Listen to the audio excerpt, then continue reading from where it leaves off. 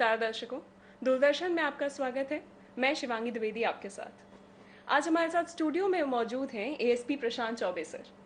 वैसे तो ये किसी परिचय के मोहताज नहीं है, लेकिन मैं आपको बता दूं कि इनके द्वारा लिखी गई एक किताब स्मार्ट पुलिसिंग के ऊपर हमारे गवर्नमेंट ऑफ इंडिया के home minister mister Amit Shah के द्वारा लॉन्च की गई है। सर, स्वागत है आपका दूरदर्शन में। थैंक यू, धन्यवाद। चूंकि समय की कमी है हमारे पास, तो हम सीधा प्रश्नों से शुरुआत करते हैं। बिल्कुल। सर, कोरोना की दूसरी लहर ने हमें काफ़ी प्रभावित किया और हर वर्ग इससे प्रभावित हुआ है, कहीं ना कहीं कोई ज़्यादा कोई कम। सर, इस टफ घड़ी में आपके ऊपर काफ़ी रिस्पॉन्सिबिलिटीज़ रहीं। इस टफ घड़ी में आपने अपने आप को कैसे लीड किया और अपनी टीम को कैसे आगे प्रोत्साहित किया आगे बढ़ने के लिए, काम करने के लिए? देखिए, जब हमारे पास कोई जिम्मेदारी होती है और हमारे पास कर्तव्य का बोध होता है तो ऑटोमेटिकली हमारे अंदर एक आकांक्षा और शक्ति उपलब्ध होती है। और ऑब्वियसली लीडर वो जो फेस पे आके लीड करे। और ऑब्वियसली जब कोई संकट का समय होता है तो लीडर की जिम्मेदारियां बढ़ जाती हैं। नेचुरली हमारी जिम्मेदारियां थी, लेकिन अगर हम नहीं करेंगे तो कौन करेगा। डेफिनेटली। डेफिनेटली आप जब लीड कर रहे होते हैं, आप रिस्पॉन्सिबिलिटी पे होते हैं, तो आपको काम करना है। और ये जो प्रेरणा होती है ये हमारे हर हिंदुस्तानी के अंदर है। और कोई भी हिंदुस्तानी, चाहे वो सीमा पे खड़ा फौजी हो, चाहे वो देश के अंदर काम करने वाले पुलिस वाले हों, संकट की घड़ी में कभी कोई पीठ नहीं दिखाता है। ये हमारे भारतीयों के खून में है। तो उसी भावना से लीड करके आगे गए। और चूंकि स्टाफ हमारा जो रोड पे खड़े होकर ड्यूटी करता है तो उनको मोटिवेट करना है, तो हम सब फील्ड में रह के लगातार सबके साथ बने रह के सबको लीड किया, अपने आप को भी बूस्ट किया, उनको भी बूस्ट किया। और निश्चित तौर पर पूरा देश इस संकट से उबरने की स्थिति में आया। बिल्कुल सर, क्योंकि पुलिस ने जो सड़क पे रह के काम किया जब हम सब घर के अंदर थे और आप लोग पूरे समय बाहर थे, वो सराहनीय है, बिल्कुल सराहनीय है। सर, इस थैंक यू। दौरान हमने ये देखा कि पुलिस का हार्ड साइड तो हम देखते ही आए हैं, अक्सर देखते आए हैं कि पुलिस बहुत टफ होती है, जो भी पुलिस में होते हैं कर्मचारी वो बहुत टफ होते हैं। एक सॉफ्ट साइड भी आपकी तरफ से हमको देखने मिला, हमें पता चला, आपके बारे में मैं पढ़ रही थी तो उसमें हमें पता चला कि आपने बुजुर्गों के लिए बहुत काम किया है इस दौरान। तो उसके बारे में आप कुछ अगर बताना चाहें। जी बिल्कुल, ये एक संकट का समय था। और जैसा कि इंदौर में इंदौर पुलिस के द्वारा सीनियर सिटीजन्स को लेके एक इनिशिएटिव हम लोगों ने चालू किया था, सीनियर सिटीजन पुलिस पंचायत। 26,000 उसके मेंबर्स हमारे यहाँ पे काम लगातार हैं, जिनको हमने एक्टिव आई कार्ड दे रखा है सबको। और जैसे ही कोविड का सेकेंड फेज शुरू हुआ तो समस्याएं लोगों की बढ़ना शुरू हुई। और जब भी लॉकडाउन्स होते हैं या कोई रिस्ट्रिक्शंस होते हैं तो बुजुर्गों की समस्याएं काफ़ी बढ़ जाती हैं, क्योंकि उनके पास बहुत ऐसी प्रॉब्लम्स होती हैं बेसिक, जिनका निदान नहीं होता है। मेड्स नहीं आते हैं उनका काम घर करने वाला कोई नहीं होता है, कोई मिलने वाला नहीं होता है। तो बहुत सारी उनके रिस्ट्रिक्शन खाने पीने के होते हैं। तो ऐसे में बहुत सारे फ़ोन्स हमारे पास आना शुरू हुए। और ये फ़ोन्स हमारी जो हेल्पलाइन नंबर है उसके पास और मेरे पास लगातार डाइवर्ट हो रहे थे। ऐसे में एक टीम की आवश्यकता थी कि हर थाना क्षेत्र में वॉलंटियर्स हों, जिनके नंबर हम फ्लैश करें, लोग उनसे कांटेक्ट करें और नियरेस्ट उनका समाधान हो जाए। तो एक सत्यकाम वॉलंटियर्स सर्विस हम लोगों ने शुरू करी। हर थाना में 2 या 3 मेंबर्स को सिलेक्ट किया, उनको ट्रेंड किया कि कोविड का क्या कैसे होता है, आरआरटी कैसे पहुंचती है, शासकीय घर जाके घर बैठ के कैसे किसी की जांच होती है, कौन से टैबलेट्स लेना है, कौन कौन से डॉक्टर्स हैं जो फ़ोन पे हमारे अवेलेबल हैं। ऐसे पूरा हम लोगों ने एक पूरा सिस्टम उनको ट्रेंड करके एक 60-70 वॉलंटियर्स की सूची हम लोगों ने पेपर में फ्लैश करी, उनके नंबर फ्लैश करे। तो फिर वो काम शुरू हुआ। और शुरुआत के दिनों में जब पीक चल रहा था उस समय तो पर डे कम से कम 300-400 फ़ोन्स जो है डेली हमारे वॉलंटियर्स लेते थे। और उन फ़ोन कॉल्स में कुक फूड भी देते थे हम लोग राशन की किट्स भी अवेलेबल कराते थे, दवाइयाँ अवेलेबल कराना, बेड्स की समस्या है, इंजेक्शन की समस्या है, वो सारी समस्याओं को कहाँ चीज़ अवेलेबल है और कहाँ पहुँचानी है, ये दो के बीच में ब्रिज का काम हमारे वॉलंटियर्स करते रहे। फिर पोस्ट कोविड जब शुरू हुआ तो पोस्ट कोविड की समस्याएं बुजुर्गों की शुरू हुई आना। बहुत सारे फ़ोन कॉल्स थे, कई जगह डिप्रेशन थे, कई जगह एकाकीपन था, कई जगह जो है आगे जीने की इच्छाएं कम हो रही थी। तो ऐसे में हम लोगों ने पोस्ट कोविड एक काउंसलिंग सेंटर शुरू किया, जिसमें वर्चुअल या टेलीफोनिक काउंसलिंग में हम लोगों ने एमडी साइकेट्री डॉक्टर्स हैं, उसमें आयुर्वेदिक जी होम्योपैथिक डॉक्टर जी। हैं, योगाचार्य हैं, साइकोलॉजिकल जो कंसल्टेंसी देने वाले वो लोग, सबको हम लोगों ने फ्री ऑफ कॉस्ट सबको जोड़ा, फूड स्पेशलिस्ट जो हैं। तो इनका एक पूरी पोस्ट कोविड टीम चली। कुल मिला के इसी दौरान बीच में ट्रांसपोर्टेशन को लेकर प्रॉब्लम आती थी, एम्बुलेंसेज नहीं मिलती थी, तो 50 ऑटोज़ हम लोगों ने करे, ऑटो वालों ने फ्री सेवाएं हम लोगों को दी। ऑटो में ऑक्सीजन की ज़रूरत पड़ती थी तो ऑटो में हम लोगों ने 4 ऑटो में ऑक्सीजन के सिलेंडर हाँ उसमें जी। लगवाए, उनको पीपी किट दे के। इस प्रकार से बहुत सारे फील्ड्स में काम चले और बड़ा सेटिस्फेक्शन मिला, क्योंकि हमारे जो वॉलंटियर्स ने काम किया निश्चित ही अपनी जान पे खेल के काम किया, और बहुत बड़ी संख्या में लोगों को रिलीफ देने में हम लोग मदद जी। कर पाए। जी, बिल्कुल सर। सत्यकाम में तो ये देखने को ही आया सर कि सिर्फ पुलिस ही नहीं, बल्कि शहर के अलग-अलग प्रोफ़ेशंस के लोग जुड़े और उन्होंने अपना वॉलंटियर सर्विसेज़ लोगों को दिया है।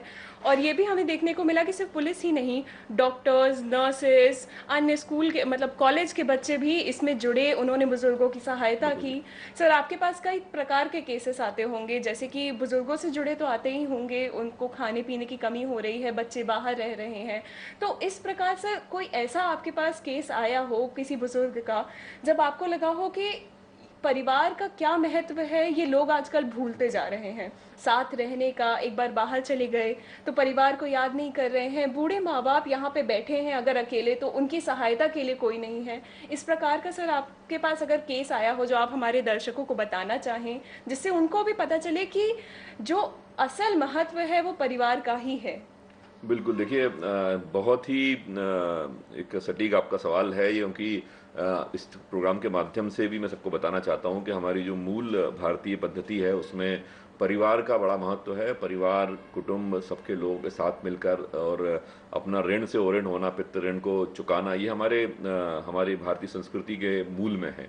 और अभी जब कोविड का दौर आया तो हमने देखा कि जो स्प्लिट फैमिलीज़ हो रही हैं और किस प्रकार की परेशानियाँ आ रही हैं, और बहुत ही मार्मिक किस्सा है। जैसा कि आपने पूछा, एक किस्सा मेरे को याद आता है, काफ़ी जब भी याद करता हूँ मेरे दिल को दहलाने वाला किस्सा समझ में आता है कि एक अमेरिका से किसी ने कांटेक्ट किया कि मेरी 2 सिस्टर्स हैं और दोनों ही सीनियर सिटीजन्स हैं, दोनों कोविड पॉजिटिव हैं और बहुत ज़्यादा परेशान हैं, कोई उनको कांटेक्ट करे। हम लोगों ने कांटेक्ट फ़ोन कॉल से किया, लेकिन उनका था कि कोई विज़िट करे आके हमारे घर पे। और विज़िट करने के लिए हमारे ग्रुप में जब चर्चा हुई तो नर्सिंग स्टाफ से हमारे जो ग्रुप में मेंबर्स थी, जो महिला थी, उनने बेचारों ने वो तैयार हुए, उन्होंने कहा मैं जाऊँगी घर पे। तो हम लोगों ने कहा कि आपको रिस्क हो सकती है, तो उन्होंने कहा नहीं, रिस्क की कोई बात नहीं है, मैं पीपी किट पहन के, चूँकि मैंने नर्सिंग का काम किया है, पीपी किट पहन के पूरी सिक्योरिटी के साथ मैं जाऊँगी और वहाँ जाके मैं अपना उनको जो भी सर्विसेज देंगी। तो जब वो लौट के आए तो उन्होंने अपना एक्सपीरियंस शेयर किया हम लोगों के साथ, तो बड़ा ही मार्मिक था कि वो दोनों बुजुर्ग महिलाएं कोविड पॉजिटिव हुई थी और घर में कोई नहीं था, सारे लोग बाहर हैं, फॉरेन में हैं। और कोविड पॉजिटिव होने के बाद लंबे समय तक कोई उनसे मिलने नहीं आया, उनके मेड्स नहीं आए, पड़ोसी नहीं आए, कोई किसी ने संपर्क नहीं किया। और जब वो हमारी सत्यकाम की मेंबर जब उनके घर पे गई पीपी किट पहन के, तो उन लोगों को दवा से ज़्यादा ज़रूरत किसी के साथ की थी, किसी से बिल्कुल, बातचीत करने की बिल्कुल। थी, किसी के सहयोग की ज़रूरत थी। तो वो जब हमारी मेंबर गई, उसने वहाँ पे 2 घंटे करीब बिताए, उनको उनको चाय बना के पिलाना, नाश्ता कराना, उनके साथ थोड़ा सा हंसना, थोड़ा सा टीवी वगैरह चालू करके माहौल बनाना। जब ये सब किया तो उन्होंने ये कहा कि हमारे पास बहुत बड़ी एफडीज़ हैं, बड़े फंड की एफडीज़ हमारे पास रखी हैं बेटा, ये सब किसी काम की नहीं है, या तो इनको आग लगा दो या आप इनको ले जाओ, क्योंकि आज काम आप आए हो, आपका आना हमारे बिल्कुल, लिए जीवन के लिए एक संजीवनी बना है। बिल्कुल। और कोई हमसे संपर्क नहीं कर रहा, कोई आना नहीं चाहता हमारे यहाँ, तो ये पॉजिटिव हुआ। एक केस और, जैसे कि बताया था कि एक मतलब एक बुजुर्ग व्यक्ति ने फ़ोन आया कि मेरे पास यूँ तो सब कुछ है, लेकिन आज मेरे पास खाने के लिए ब्रेड भी नहीं है और मैं परेशान हूँ। तो बहुत सारे ऐसे इंसिडेंट्स हैं जिनमें बहुत ही मार्मिक स्थितियाँ बनी। कुल मिला के इसका निष्कर्ष यही है कि हम सभी को अपनों का ध्यान रखना चाहिए, अपनों के साथ सामंजस्य बना के रखना चाहिए, और जब भी संकट की घड़ी हो तो सहयोग तो होगा ही, जरूरी है, लेकिन साथ बहुत जरूरी है। अगर कोई आदमी बिल्कुल, साथ होता है तो वो आत्मविश्वास ही उसको उसकी एंटीबॉडी बन जाती है, आत्मविश्वास उसका जो है इम्यूनिटी बन जाती है। बिल्कुल, तो बिल्कुल। आत्मविश्वास हमारे लोगों को देना चाहिए, खासकर बुजुर्गों को तो देना ही चाहिए। बिल्कुल, बहुत आपने सही बात कही है कि आत्मविश्वास अपनों के साथ ही आता है। जब हम सब साथ रहते हैं तब आत्मविश्वास आता है, क्योंकि इंसान कितना भी बीमार हो, अगर उसके अपने आस-पास है तो उसको एक ताकत मिलती है कि हाँ, मैं इस बीमारी से भी लड़ के ऊपर उठ सकता हूँ। दोस्तों, आप देख रहे हैं एसीपी प्रशांत चौबे सर हमारे साथ हैं। मैं एक बार आपको फिर बता दूँ कि वेस्ट ज़ोन के एसपी हैं सर, और बुज़ुर्गों की सेवा के लिए लगातार काम करते आए हैं इस कठिन घड़ी में भी, और लगातार अपना सेवाएं सत्यकाम वॉलेंटियर सर्विसेज के थ्रू वो बुज़ुर्गों की सेवा कर रहे हैं। सर, हम क्रिएटिविटी की बात कर रहे हैं। शो के स्टार्ट में मैंने क्रिएटिविटी की बात की थी। मैंने बताया था कि आपकी बुक लॉन्च की गई है स्मार्ट पुलिसिंग के ऊपर। सर, ये बुक किस बारे में है? मतलब कि स्मार्ट पुलिसिंग क्या है आखिर, और इस बुक के अंदर मतलब किस तरीके का मैसेज आपने दिया है? देखिए, भारत के माननीय प्रधानमंत्री जी ने एक मैसेज दिया था पुलिस के लिए डीजीज कॉन्फ्रेंस में। उन्होंने कहा था कि भारत की जो पुलिस है, आगे दौर की पुलिस है, उसको स्मार्ट होना चाहिए। स्मार्ट मतलब एस से स्ट्रिक्ट सेंसिटिव, एम से मॉडर्न मोबाइल, ए से अलर्ट अकाउंटेबल, आर से रिलायबल और रिएक्टिव, और टी से ट्रेंड और टेक्नोसेवी। इस प्रकार से उन्होंने 10 वर्ड्स का पुलिस का डेफिनेशन दिया था, और उन्होंने आह्वान किया था पूरे देश के डीजीज से कि पुलिस को स्मार्ट मोड में ले जाना जरूरी है।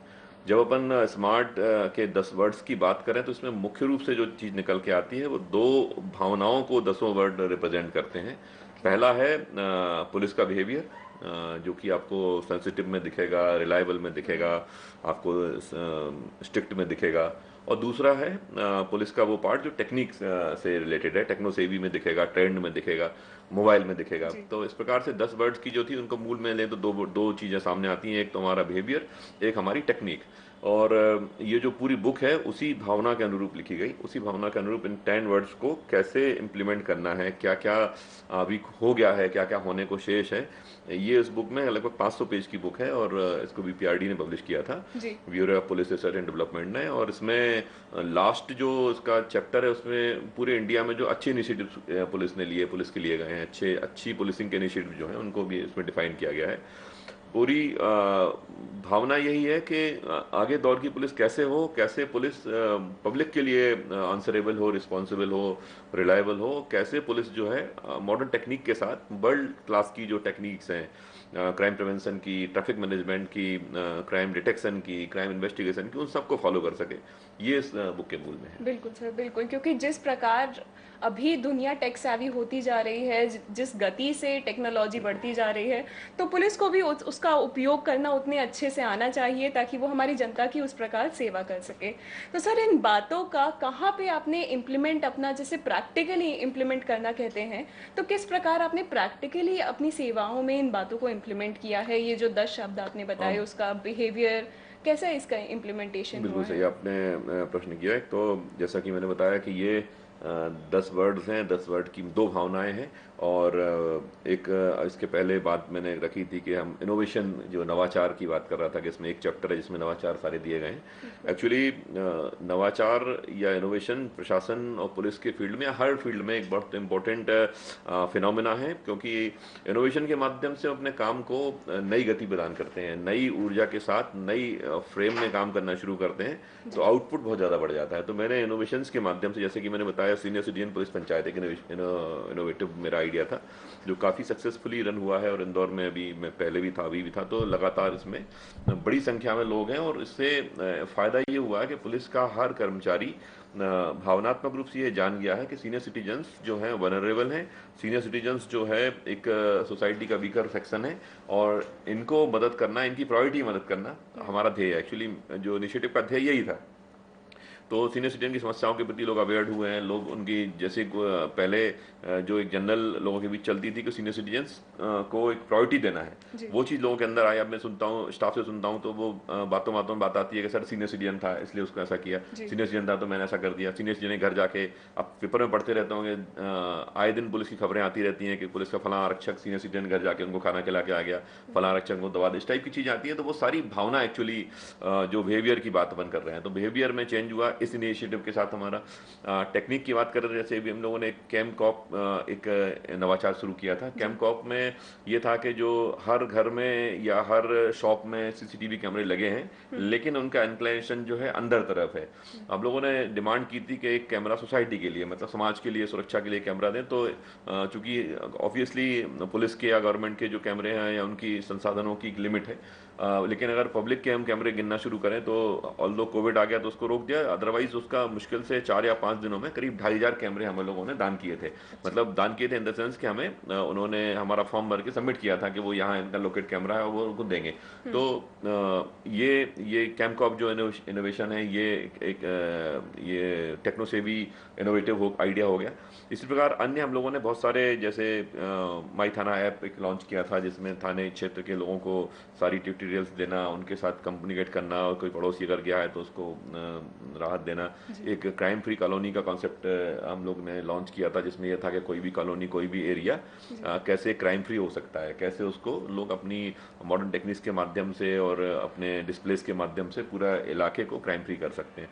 तो ऐसे डिफरेंट इनिशिएटिव्स के माध्यम से ये प्रयास किया, और बहुत हद तक सफलता मिली है। जी। और हम लोग कोशिश लगातार कर रहे हैं कि इनको और बड़े लेवल पे, ताकि और लोग भी इसको अडॉप्ट करें, और ताकि ये चीज़ें आम जनता तक ज़्यादा पहुंच सकें। जी। जी।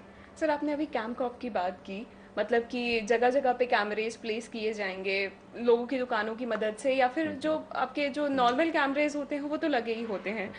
इससे सर कुछ बेनिफिट किस तरीके से मिला है? मतलब कि नॉर्मली हम देखते हैं कि गली मोहल्लों में छोटी छोटी जगहों पे घटनाएं हो जाती हैं, पता नहीं चलती हैं।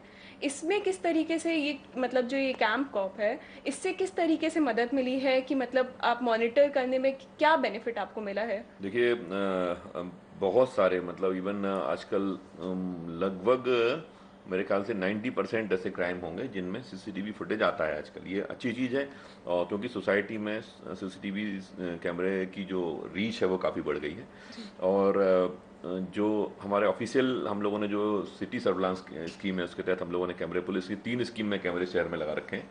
और सिटी सर्विलांस है, एक ट्रैफिक का आरएलवीडी सिस्टम है जो रेड लाइट वायलेशन वाले कैमरे होते हैं। इसके अलावा एक अन्य स्कीम के तहत भी सिटी को कवर किया गया है। जी। लेकिन जैसा कि मैंने पहले कहा कि हमारी जो रीच है वो चौराहों तिराहों पे होगी, कल कलवर्ट्स पे होगी, मोड़ों पे होगी। लेकिन जो पब्लिक की रीच है वो गली गली में है, घर बिल्कुल। घर में रीच है, हर शॉप पे रीच है। तो और कैमकॉप में लोगों से आह्वान ये किया गया है कि आपकी दुकान में 4 कैमरे लगे हुए हैं, एक को आप रोड तरफ फेस कर दें और उसको रख लें।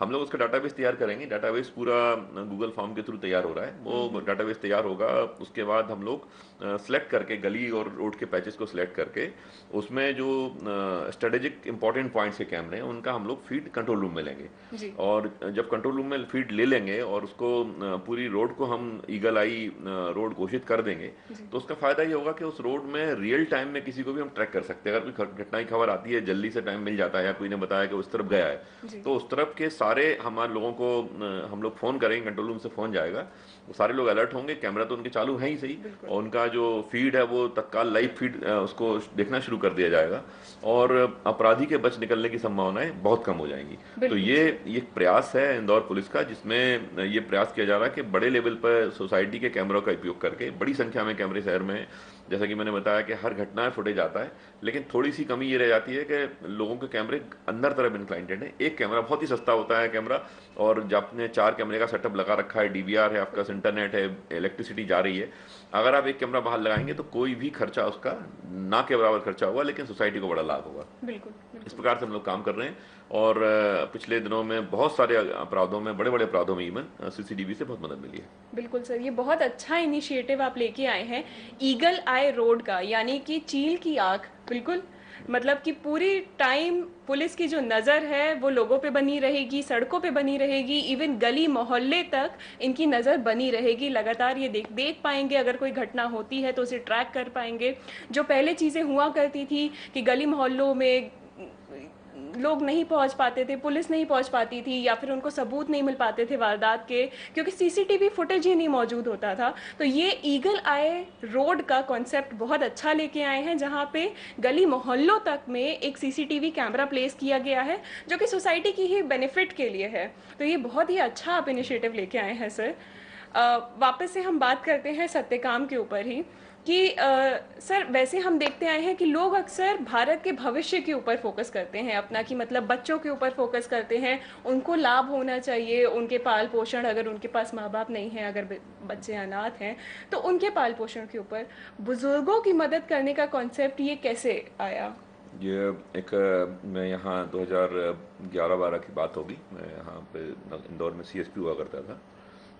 शिकायतें तो लगातार आती हैं लोगों की, और बुजुर्गों की शिकायतें भी आती हैं, लेकिन बुजुर्ग व्यक्ति शिकायत को फॉलो नहीं कर पाता। एक एक रिटायर्ड ऑफिसर थे किसी डिपार्टमेंट के, वो दंपत्ति मेरे पास आए, उन्होंने शिकायत करी कि मेरे मकान को बेचने के लिए धमकाया जा रहा है। फिर लकीली जो आंटी थी, उन्होंने लैपटॉप का जो कैमरा होता है उसको ऑन कर दिया। उस दिन धमकाने वाले लड़के उनके यहाँ आए हुए थे, तो वो वीडियो उन्होंने आके मेरे को दिखाया, मैंने वो लैपटॉप में वीडियो देखा। 2 लड़के हैं, उनको बड़ी शान से और बड़ी शांति से धमका रहे हैं। उनको कह रहे हैं कि देखिए आंटी, आपका मकान आपने इतने रुपए में लिया था, आज उसकी कीमत भले इतनी हो गई है, आपको तो उससे ज़्यादा ही दे रहा हूँ मैं।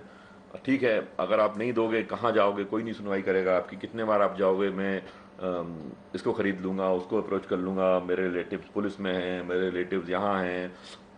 उनको मतलब बहुत ही एक स्टूट तरीके से उनको थ्रेटन किया जा रहा है।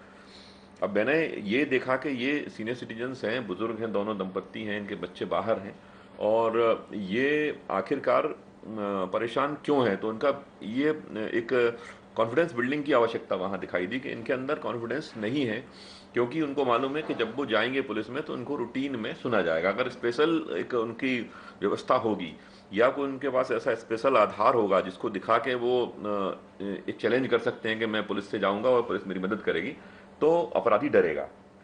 ठीक है, वो पर्टिकुलर केस था तो उसको तो मैंने सॉल्व कर दिया, उसमें किसी की हिम्मत नहीं हुई इनको धमकाने की, वो सुख से रहे और अभी भी रह रहे होंगे, कोई इशू उसमें नहीं रहा। लेकिन मैंने कहा जनरली ये बहुत सारे बुजुर्गों की प्रॉब्लम होगी और बहुत सारे ऐसे होंगे जो इसी स्टेज पे दब के धमकी में आके अपना सरेंडर कर दिए होंगे और उन्होंने प्रॉपर्टी का लॉस कर दिया होगा, अपना अपना जीवन का लॉस कर दिया होगा। तो मैंने फिर ये सीनियर ऑफिसर से चर्चा करके स्कीम लॉन्च करी और इसमें आई कार्ड का कॉन्सेप्ट रखा कि सिंपल डाटाबेस देके एक फ्री ऑफ कॉस्ट हम लोग आई कार्ड देते हैं। जब 26,000 आई कार्ड हम लोग दे चुके हैं इंदौर शहर में मेरे अपने साइन से। तो कॉन्सेप्ट यही था कि लोगों के पास एक आई कार्ड के कारण कॉन्फिडेंस आएगा पुलिस का, उसमें पीछे नंबर सबके लिखे होंगे, सीनियर ऑफिसर के नंबर होंगे। जब हम लोगों ने स्कीम लॉन्च करी, बड़ी संख्या में बुजुर्गों ने इसमें ये पार्टिसिपेट आई किया। कार्ड आप अपने ही देते हैं, मतलब उसमें? मैं सीनियर सिटीजन पुलिस पंचायत का आई कार्ड देता हूँ। जो अकेले रहने वाले जिनके पास कोई केयर टेकर यंग नहीं है उनको हम लोग सिल्वर कार्ड देते हैं, और जो अकेले रहने जिनके साथ परिवार है उनको हम सिंपल कार्ड देते हैं। और उस कार्ड पे मेरे ही साइन होते हैं, पीछे सारे ऑफिसर्स के इंपॉर्टेंट जो है सेल नंबर्स होते हैं। और मतलब अकल्पनीय तरीके से उसमें सफलता प्राप्त हुई हमें, और वो आई कार्ड दिखा के लोगों ने बहुत सारा कॉन्फिडेंस गेन किया। और कई सारे किस्से ऐसे, मतलब मैं सुनाना बैठूंगा तो शाम हो जाएगी लेकिन किस्से खत्म नहीं होंगे। ऐसे किस्से हैं जिससे आई कार्ड से लोगों ने, कोई फ्रॉड करने आया तो उसको उन्होंने आई कार्ड दिखाया तो भाग गया, किसी ने जो है किसी प्रकार से उनको धमकाना चाहा तो उन्होंने आई कार्ड दिखा दिया। इवन कहीं ट्रेवल में गए, अभी रिसेंटली एक किस्सा आया था कि मद्रास में कहीं गए हुए थे तो उनको जो टैक्सी वाला था वो परेशान कर रहा था, ये हिंदी स्पीकिंग थे, इनको रिलेटिव के यहाँ जाना था, तो वो लंबा घुमा घुमा के उसको ले जा रहा था। इन्होंने उसको रोका, बोला मिस्टर आप मेरे को परेशान नहीं कर सकते, I am from police panchayat, और आई कार्ड दिखाया। तो बोला आई कार्ड दिखाते ही उसने बिना किराए लिए सामान रखा और भाग गया, क्योंकि उसके मन में अपराधी था, उसके मन में चीटिंग की भावना थी। तो ऐसे हमारे आई कार्ड से बहुत सारा कॉन्फिडेंस लोगों ने गेन किया। और उसके बाद फिर काउंसलिंग शुरू हुई, लोगों के मामलों को निपटाना। फिर हर थाने में ये कि पहले प्रायोरिटी पे सुना जाए, फिर अन्य उसमें एमओयूज हुए, तो पुलिस पंचायत में जो है लोगों ने हॉस्पिटल से ने डिस्काउंट शुरू कर दिया, मेडिकल स्टोर से डिस्काउंट शुरू कर दिया। तो बहुत सारे, मतलब एक बड़ा कल वृक्ष बन गया वो, और उस वृक्ष के नीचे आने वाले सभी लोगों को कुछ ना कुछ लाभ मिलने लगा। तो बेसिक भावना ये थी कि सीनियर सिटीजन्स कहीं अपने सिर्फ इस कारण से कि वो कहीं सीनियर सिटीजन है, ज़्यादा चल नहीं पाते हैं, सीढ़ी नहीं चढ़ पाते हैं, ऑटो टैक्सी नहीं कर पाते हैं, घर से निकल नहीं पाते हैं, उनको शाम को बाद देखने में प्रॉब्लम होती है, ऐसी कोई प्रॉब्लम्स के कारण कोई व्यक्ति अपराध का शिकार ना हो जाए, ऐसी कोई बात के कारण कोई अपराधी उनका लाभ ना ले ले, यह भावना थी। और ईश्वर को धन्यवाद दूंगा कि 100% सफलता में मिली और बहुत बड़ी संख्या में लोगों को हम लोगों ने क्राइम प्रिवेंट किया। बिल्कुल सर, बिल्कुल। और मतलब सिर्फ इंदौर में ही नहीं बल्कि मद्रास तक में आपने ये क्राइम प्रिवेंट किया है, और आई एम श्योर कि ये तो मद्रास का एक केस होगा, ये बाकी जगहों पर भी आप बहुत मतलब बड़ी संख्या में, क्राइम्स को बहुत बड़ी संख्या प्रिवेंट में, कर बता रहा रहे हूँ, हैं। बहुत बड़ी संख्या में लोगों की ऐसी बातें सामने आई जिनमें उन्होंने हमारे का कार्ड का लाभ लिया है। बिल्कुल बिल्कुल। और मतलब कि लगातार लेते ही आ रहे हैं, 100%। क्योंकि हर जगह है कि कोई ना कोई बुजुर्गों को देख के उनको लगता है कि बुजुर्ग हैं, वो अपनी सहायता नहीं कर पाएंगे, लोगों से बोल नहीं पाएंगे, अगर उनके बच्चे आसपास नहीं हैं तो शायद उनको डोमिनेट किया जा सकता है, ऐसा लोगों के मन में ख्याल रहता है, और इसी के चलते वो उनसे ठगने की कोशिश करते हैं। तो ये जो आपका आई कार्ड वाला सिस्टम है, ये बहुत ज़्यादा लाभदायक रहा है। सर, अब बात करते हैं बुज़ुर्गों की ही ज़रूरतों के बारे में। यानी कि बुज़ुर्गों के साथ अक्सर ये होता है कि अब हम देख रहे हैं ज़्यादातर ये परेशानियां इसलिए आ रही हैं क्योंकि उनका परिवार साथ नहीं है, बच्चे बाहर हैं।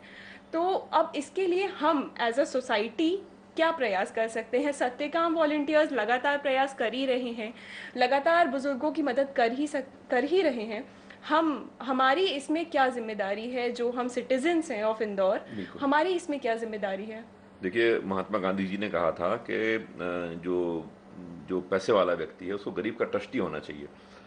मैं कहता हूँ कि वही महात्मा गांधी जी का सिद्धांत हम सबको अपनाना पड़ेगा सोसाइटी में। जो लोग यंगस्टर्स हैं, जो सक्षम हैं, चल फिर पा रहे हैं, काम कर पा रहे हैं, उनको उन बुजुर्गों का केयर टेकर बनना पड़ेगा जो हमारे आस पड़ोस में, हमारे मोहल्ले में रह रहे हैं और किसी कारण से अक्षम हो रहे हैं, बुजुर्ग के कारण, या कोई साथ में नहीं है या बच्चे साथ में नहीं है।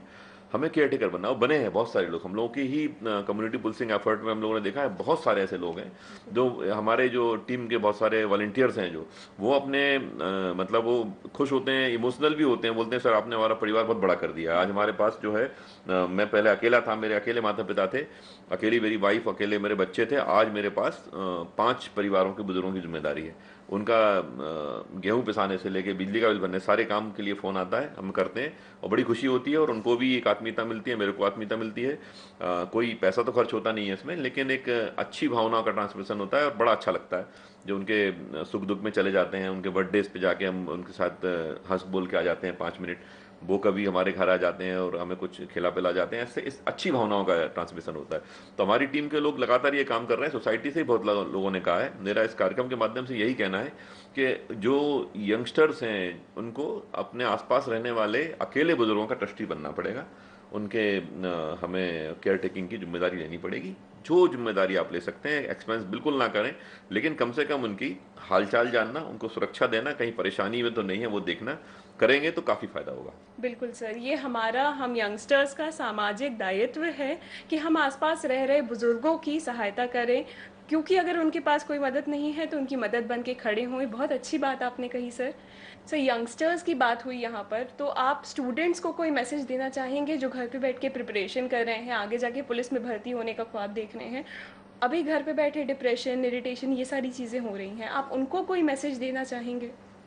देखिए, डिप्रेशन, इरिटेशन की कोई बात नहीं है। संकट जब होता है वही हमारा सर्वश्रेष्ठ प्रदर्शन का समय होता है। और जो हम महापुरुषों की जीवनी उठा के देख लें, भगवान राम हो, कृष्ण हो, गौतम बुद्ध जी हो, महावीर जी हो, सभी महापुरुषों का संघर्ष ही काउंट किया जाता है, संघर्ष ही देखा जाता है। बेसिकली हमारे जीवन का उद्देश्य ही संघर्ष है, और संघर्ष अगर नहीं होगा तो आपका जीवन, किसी का भी आराम नहीं पूछता, हमारा जो है संघर्ष पूछता है, हमारी जो है परिश्रम पूछता है। तो संघर्ष करने के लिए, जब संघर्ष जीवन है, संघर्ष से क्यों घबराना? संघर्ष करें, जीत हमारे अंदर है। जितनी उमंग, जितना आत्मविश्वास, जितनी ऊर्जा, जितनी तरंग के साथ आप अपने काम में लग जाएंगे, जो भी तय करें वो काम तय करके आगे बढ़ जाएंगे, 100% आपकी जीत होगी। जीत मन में है, कहीं और नहीं। तो इसलिए हतोत्साहन और इरिटेशन, डिप्रेशन का कोई मामला नहीं है, जीत आपके अंदर है। बहुत सही आपने बात कही सर कि संघर्ष का ही महत्व है अंत में, क्योंकि जीत हमारे अंदर है, और हार तभी होती है जब हम मन से मान ले कि हम हार गए। तब तक हार नहीं होती जब तक हम न मान ले, तो जीत हमारे अंदर ही है। दर्शकों, ये थे एएसपी डॉक्टर प्रशांत चौबे हमारे साथ। बहुत बहुत धन्यवाद सर आपका समय निकालने के लिए यहाँ पे।